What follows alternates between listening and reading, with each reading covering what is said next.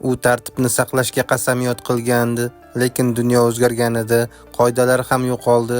Endi u nafaqat tirik qolish uchun, balki yaqinlarini himoya qilish uchun ham kurashmoqda. Sobiq sherif, ammo doimo yetakchi, bu Rick Grimes. Salom do'stlar, bu kino kanaliga va navbatdagi epizodga xush kelibsiz.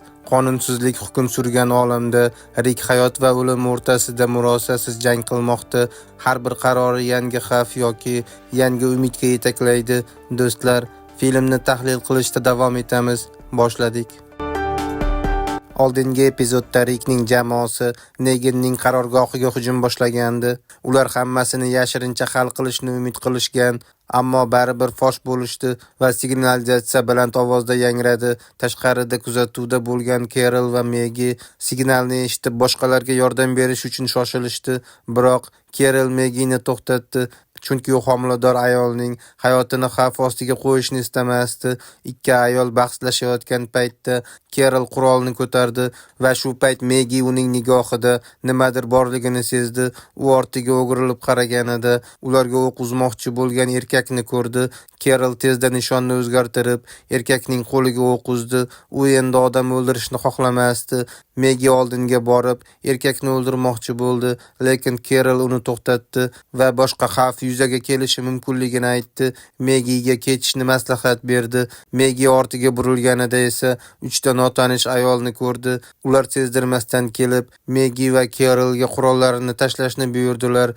3-ayol kecha davomida lager ichkarisidagi vaziyatni diqqat bilan kuzatib bordi. Shu paytda Rick va uning jamoasi lagerni tozalab, bir kishini tirik qo'lga olishdi. Ayollarning yetakchisi Polo ismli ayol radio orqali Rick bilan bog'lanishga qaror qildi, chunki ular yana biroz kutishsa, qo'lga olingan erkak o'ldirilishidan qo'rqishdi. Rick uchrashib gaplashishni taklif qildi, ammo Polo Rickning yonida 8 kishi borligini ko'rib, tashqariga chiqish xavfli ekanligini tushundi. U Carol va Maggie'ga Rick bilan gaplashishga ruxsat berdi.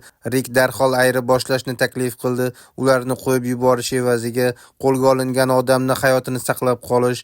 Polo avvaliga shartlar bo'yicha muzokara qilishni o'yladi, lekin Rick ochiqchasiga ularda boshqa tanlov yo'qligini aytdi.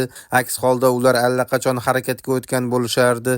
Polo Rick qo'lga olgan odamning shifokor ekanligini va uning ular uchun qanchalik muhimligini o'yladi. Ammo agar ular almashishga rozi bo'lishsa, o'z jonlari xavf ostida qolishi mumkin edi. Shu sababli Polo ayri boshlashdan voz kechdi va xavfsizroq yechim topishni rejalashtirdi. Ko'p o'tmay Maggie va Carolning boshiga bir mato yopildi. Ular faqat harakatlantirilayotganini sezishdi va oxir-oqibat bir mashina ichiga joylashtirildi. Yo'l davomida Polo prototip radio orqali boshqalar bilan bog'lanib, joylashuvdagi holat va ularga tegishli bo'lgan najotkorlar guruhi qanchalik katta yo'qotishlarga uchragani haqida xabar berdi. Ammo radio signal zaif edi. Boshqa tomondagi ovozlar esa uzuq-yuluq eshitilardi. Bundan tashqari ular tez-tez maxfiy kod so'zlaridan foydalanishardi. Shuning uchun Carol va Maggie suhbatning to'liq mazmunini tushuna olishmadi. Mashina qanchalik uzoq yurdi, buni hech kim bilmasdi. Carol faqatgina o'zini qorong'u va nam joyga olib ketilayotganini his qildi. Maggie'ning boshidan mato yechilganida u birdan paydo bo'lgan zombi sababli cho'chib ketdi. Biroq Polo ismli ayol tezda zombini o'ldirdi. So'ngra ularni bir xonaga qamab qo'yishdi. Hatto oyoqlari ham skotch bilan bog'landi.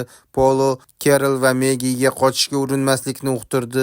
Aks holda bu ularning o'limini tezlashtirishini aytdi. Shu payt Michelle ismli yana bir ayol zombi jasadini sudrab olib ketayotgandi.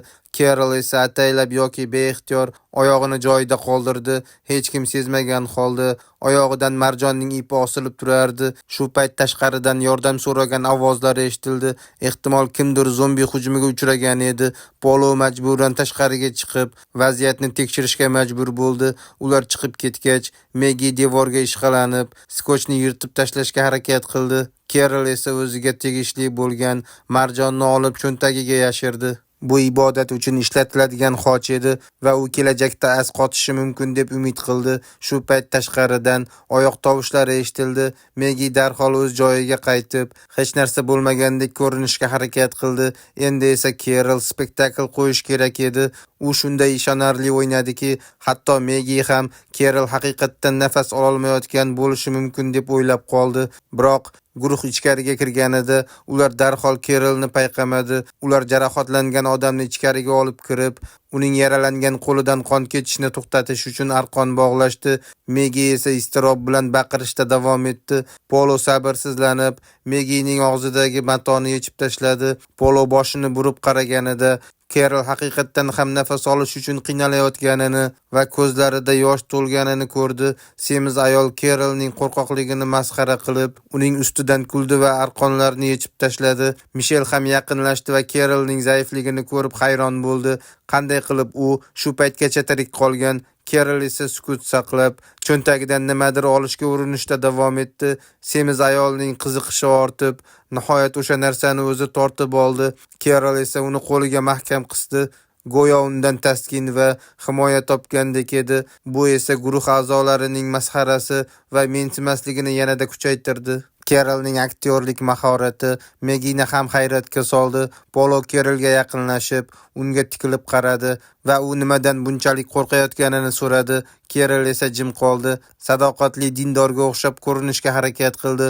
Polo kinoya qilishda davom etdi. U o'limdan qo'rqyaptimi yoki o'q uzilishidan cho'chiyaptimi? Kerol samimiy ohangda, men yashaymanmi yoki o'lamanmi? Bu muhim emas. Faqat Megi va uning bolasiga zarar yetkazmang dedi.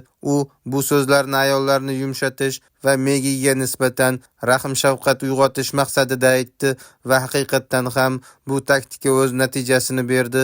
Semiz ayol sigareta yoqmoqchi bo'ldi, ammo boshqalar uni to'xtatdi. Axir ularning orasida homilador ayol bor edi. Oradan biroz vaqt o'tib, jarohatlangan erkak og'riqdan qichqira boshladi. Qo'lining jarohati juda qattiq og'riqli edi, lekin agar arqonni yechsalar, qon juda ko'p ketib, uni yo'qotish xavfi tug'ilardi. Polo unga sabr qilishni buyurdi. Yana yarim soat chidash kerak. Eng ko'pi bilan yarim soatda razvedka guruhi yetib keladi. Demak, ular hanuz o'z jamoadoshlariga umid bog'lashardi. Megi ularga jarohatlangan odamning nervlari chirish arafasida ekanini aytdi. U yarim soatga ham dosh bera olmaydi. Agar zudlik bilan chora ko'rmasak, qo'lini yo'qotadi yoki hatto o'lib ketishi mumkin dedi u. Shu bois ular Rik bilan bog'lanishlari kerak.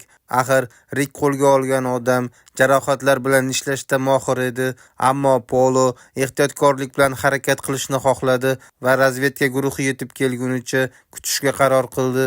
O'lish mumkinligini anglagach, erkakning Kerolga bo'lgan nafrati yanada kuchaydi va erkak uni o'ldirishga ahd qildi. U Keroldan qanday qilib bunchalik xotirjam bo'lishing mumkin deb so'radi. Polo esa unga ular asiralar, aqlsizlarcha harakat qilmang deb eslatdi. Bu erkak odatda Poloning yordamchisi bo'lib, itoatkor va bo'ysunuvchan edi, ammo hozir Poloning Kerolni himoya qilayotganini ko'rib, u butkul aqldan ozdi.